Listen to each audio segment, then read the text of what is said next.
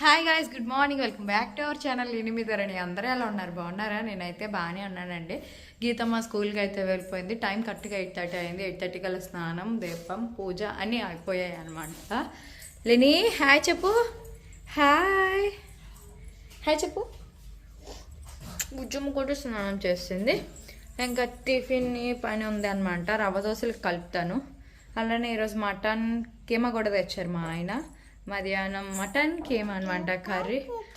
అలానే ఇప్పుడు మార్నింగ్ మేము చాయ్ తాగట్లేదు. ఈ గోండు కటీరా అనేది తాగాలన్నమాట. అదండి, మనం దానికి ఎన్ని వాటర్ వేస్తే అంత ఎక్కువ అయిపోతుందండి ఆ జెల్. చాలామంది అన్నారు, అక్క మాకు తెలుసు, మేము వాడుతున్నాం అనేసి. సో మీకు తెలిసింది కానీ మాకు తెలియలేదా అనుకున్నాను తర్వాత నేను. మీరు అంత అప్డేటెడ్గా ఉన్నారనమాట. ట్రై చేస్తూ ఉంటాం అనమాట. రోజు తెల్లవారి పని అయిపోతుందండి. ఇప్పుడు 2 రోజులు పట్టిన. నాకే ప్రాబ్లం లేదు నాయన, నువ్వు కావాలంటే చెప్పుకో. నాకు ఈ ప్రాబ్లం ఉందని, ఎందుకు నాకు లేని దానికి ఉందని చెప్తాను. అన్నీ ఎలాగే అంటారండి, చాలా చేయడానికి ఆట. నువ్వు మరి చూడు ఎంత వచ్చింది ఈరోజు. నాకు చిన్న గ్లాసుకి కలుపులే, నేను ఎక్కువ తాను. తెల్లారిసరికి ఏడి తానకుండా ఇది తాగుతుంటే వెరైటీగా ఉంది నాకు.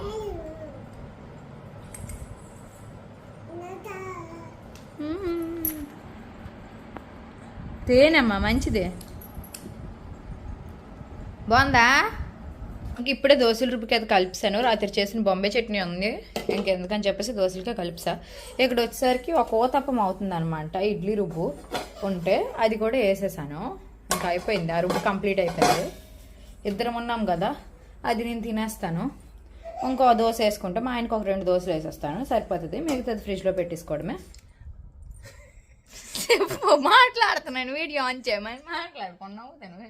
మనం చాలాసార్లు చాలా వీడియోస్లో చెప్పాము, మనల్ని అభిమానించి మనల్ని ఫాలో చేసే సబ్స్క్రైబర్స్ ఎవరైతే ఉన్నారో, మన ఫాలోవర్స్ ఎవరైతే ఉన్నారో వాళ్ళని మోసం చేయకూడదు, వాళ్ళు నష్టపోకూడదు, వాళ్ళని కించపరిచేటట్టు, వాళ్ళు బాధపడేటట్టు, వాళ్ళకి హాని కలిగేటట్టు మన ప్రవర్తన కానీ, మనం చెప్పే మాటలు కానీ, మనం చేసే పనులు కానీ ఏవి ఉండకూడదు అని చెప్పేసి చాలాసార్లు చాలా వీడియోస్లో చెప్పాము. వాళ్ళ వల్లే మనం ఈ స్టేజ్లోకి వచ్చాము. వాళ్ళు లేకపోతే ఎక్కడో అడుగు తినాల్సిన మనము ఈ స్టేజ్లో ఒక రికగ్నైజేషన్లో ఉండి కొంత మనీ ఎర్న్ చేసుకుంటున్నామంటే అదంతా వాళ్ళ చలవే అని చెప్పేసి చాలాసార్లు అంటే చాలాసార్లు చాలా వీడియోస్లో చెప్పాను. ఇప్పుడు అప్పుడే చాలా విషయాల్లో నేను కొన్ని చెప్పాను. మేము కొన్ని యాప్స్కి కానీ కొన్ని పనులకు కానీ దూరంగా ఉంటామని.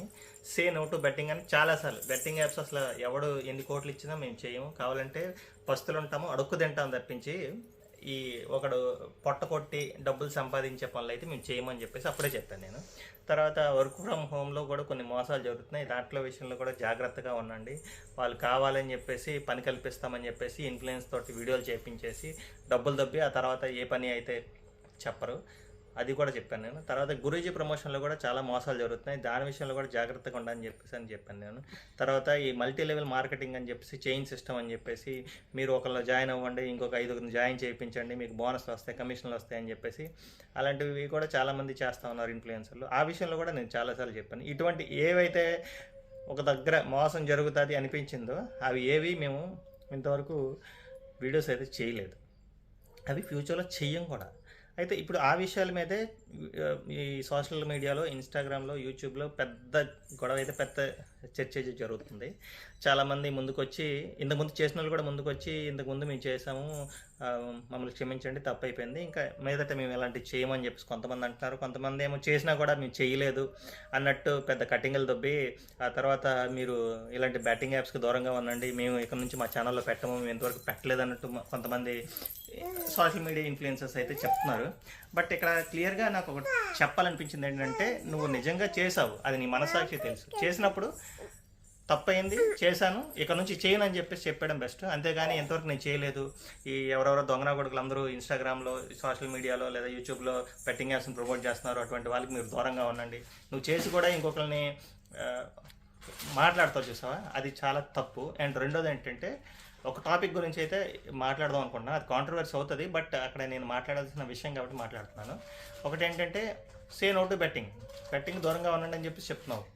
తర్వాత ఎవరైతే బెట్టింగ్ యాప్స్ని ప్రమోట్ చేస్తున్నారో వాళ్ళందరినీ అవేర్నెస్ క్రియేట్ చేసేసి ఆ ఇన్ఫ్లుయెన్సర్స్ అందరికి కూడా క్లియర్గా మీరు చేయకండి, మీ జనాల్ని మోసం చేయనివ్వకండి, వాళ్ళ ఆస్తులు తగలబెట్టుకొని ఇందులో బెట్టింగ్లో పెట్టి మోసపోతూ ఉన్నారు, కుటుంబాలు చిన్న భిన్నం అయిపోతున్నాయి, చాలామంది చచ్చిపోతున్నారు అని చెప్పారు. ఆ వీడియోలోనే నేను ఒక వీడియో చేశాను. అందులో ఒక ఇన్ఫ్లుయెన్సర్ అయితే ఒక మాట అయితే అన్నారు, ఏంటంటే బెట్టింగ్ పెట్టి డబ్బులు సంపాదించే బదులు నీ అమ్మనో నీ చెల్లినో లిటరలీ నీ అమ్మను పడుకుని పెట్టి డబ్బులు సంపాదించరు అని చెప్పేసి ఒక మాట అయితే వాడారు. ఆ మాట వాడినప్పుడు నాకు చాలా అంటే చాలా బాధ అనిపించింది. లైక్ లిటరల్లీ మనకి కొన్ని లక్షల మంది ఫాలోవర్స్ ఉంటున్నప్పుడు అటువంటి మాటలు అస్సలు మాట్లాడకూడదు మనం. ఈవెన్ రీసెంట్గా నార్త్లో ఒక హిందీ ఇన్ఫ్లుయెన్సర్ మీద అయితే ఇదే ఒక కేసు విషయంలో ఈవెన్ సుప్రీంకోర్టులో కూడా కేసు అయితే వేశారు. ఇలాగ తల్లిదండ్రుల మీద అనుచితంగా ప్రవర్తించినందుకు, తల్లిదండ్రుల మీద అనుచితంగా మాట్లాడినందుకు అని చెప్పేసి. అలాంటి మాటలు ఎలా మాట్లాడాలనిపిస్తుందో నాకు అర్థం కాదు. బట్ ఒక ఇన్ఫ్లుయెన్సర్ అయి ఉండి ఆ మాట నువ్వు అంటే నిన్ను మోటివేషన్గా తీసుకొని ఎంతోమంది చెడిపోయే అవకాశం కూడా ఉంది. ఇదిగో నేను ఫాలో చేస్తున్న నా ఇన్ఫ్లుయెన్సరే ఇలా చెప్పాడు, అమ్మని పడుకుని పెట్టు, చెల్లిని పడుకుని పెట్టు అని చెప్పేసి. సో నేను పడుకుని పెడితే తప్పు ఏంటని చెప్పేసి నిజంగా కొన్ని కుటుంబాల్లో ఆ పిల్లలు చేస్తే ఆ కుటుంబాల పరిస్థితి ఏంటో అర్థం చేసుకోండి. ఈవెన్ ఆ మాట వాళ్ళు వెళ్ళి వాళ్ళ అమ్మ దగ్గర చెప్తే ఆ తల్లి ఎంత బాధపడుతుందో ఒకసారి ఆలోచించండి. అంటే మాట్లాడచ్చు, మనం అవేర్నెస్ క్రియేట్ చేయొచ్చు, ఇన్ఫ్లుయెన్స్ చేయొచ్చు, బట్ కొన్ని మాటలు అనేవి అదుపులో పెట్టుకొని మాట్లాడితే చాలా బాగుంటుంది అని చెప్పేసి నేను అనుకుంటున్నాను పర్సనల్గా. ఎందుకంటే ఫ్యామిలీని టార్గెట్ చేసి మాట్లాడడం అనేది చాలా అంటే చాలా వరస్ట్ థింగ్. ఫస్ట్ నీ ఫ్యామిలీ జోలికి వస్తే అప్పుడు మ్యాక్సిమం తగ్గాలి. ఇంకా లేదు వాడు రెచ్చిపోతున్నాడు అన్నప్పుడు నువ్వు ఇంకా దూరడంలో తప్పలేదు. బట్ ఇలాంటి విషయాల్లో మాట్లాడడం అనేది మంచిది కాదు అని చెప్పేసి నాకు అనిపించింది. బట్ ఆ విషయంలో మీరు ఎవరైనా వీడియో చూస్తుంటే మీకు ఆ విషయంలో మీకు ఏమైనా అనిపించింది అంటే కింద కామెంట్ సెక్షన్లో నాతో షేర్ చేసుకోండి. ఇంకా మా ఆయన అయితే తినేసారు, డ్యూటీకి కూడా వెళ్ళిపోతుంటారు అనమాట. ఇగో ఈ ఎండ ఎంత ఉంది, 10 అవ్వలేదు, ఇంకా 10 అవుతుంది, ఇంకో పావు గంట ఉంది టైం 10 అవ్వడం. మా ఆయన డ్యూటీకి వెళ్ళేసరికి నేనైతే కైమా పొయ్యి మీద పెట్టాను అనమాట. ఉల్లిపాయలు కోసి పచ్చిమిర్చి కోసి తాలింపు పెట్టాను. ఇంక ఇప్పుడు వెసలు పెట్టేయాలి, అలాగైతే బాగా ఉడుకుతుంది కదా కైమా. సో ఇదండి మటన్ కైమా. సో బాగా ఉడికింది. ఇప్పుడైతే వాటర్ వేసి విజల్ పెడుతున్నాను అనమాట.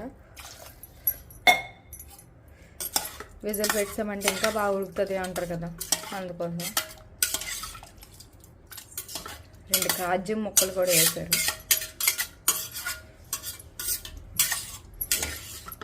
మేమైతే అన్నం తినేసాం. మా ఆయన గీతమ్మని తీసుకొచ్చారు. ఇక్కడ చూడండి లెనీష్ ఒక ఆట ఆడుతుంది.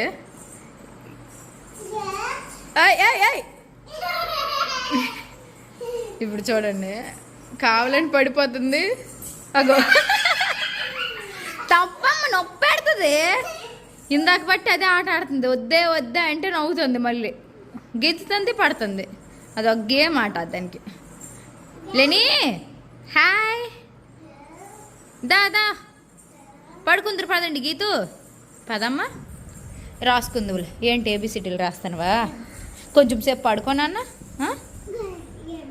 అన్నం తినేసింది అనమాట చక్కగా. మటన్ కైమా అయితే సూపర్గా వచ్చింది. ఇంకా కొంచెమే ఉందండి, తెచ్చిందే 1/2 కేజీ.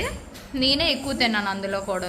అతను కొంచెమే తిన్నారు, తినేసాను అనమాట. ఇంకా నిద్ర కూడా వస్తుంది మొత్తగా తినడం వల్ల. చద్దన్నం కూడా తినేసాను, తెల్లవారు ఉన్నది.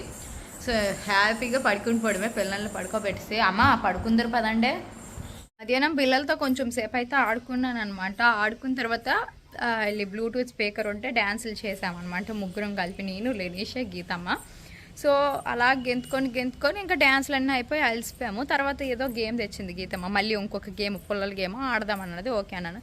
అంతలోపు నేను కూడా ఇంకా సెల్ పక్కన పడేసిన. బట్ అప్పుడే ఇంక ఇద్దరు కొట్టుకోవడం తిట్టుకోవడం అయ్యిందనమాట. మా లెనీష్ అమ్మను గీతమ్మ.